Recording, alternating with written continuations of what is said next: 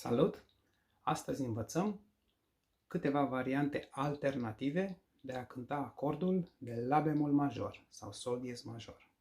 Pentru varianta de bază, click pe linkul de mai sus.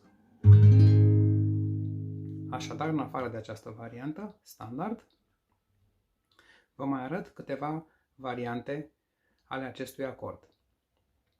Punând bare în poziția întâia și degetul 4 în poziția a patra, pe coarda întâia și trăgând doar de 3 corzi,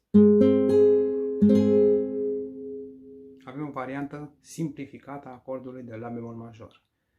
Această variantă nu are cvintă, nu are treapta 5, are doar treapta întâia și treapta treia și tonica dublată la octavă. Dar este, în esență, tot un La bemol major.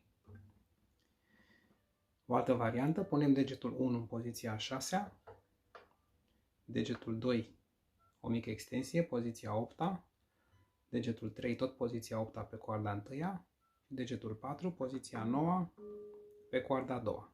Ciupim primele 4 corzi. Și dacă ne mutăm și mai sus un pic cu bareul, în poziția 8-a, adăugăm degetul 2, coarda 2-a, poziția a 9-a, spațiul 9, degetul 3, coarda 4-a, spațiul 10 și degetul 4, coarda 5-a, spațiul 11. De asemenea, La bemol major. Așadar, avem poziția standard plus alte câteva variante.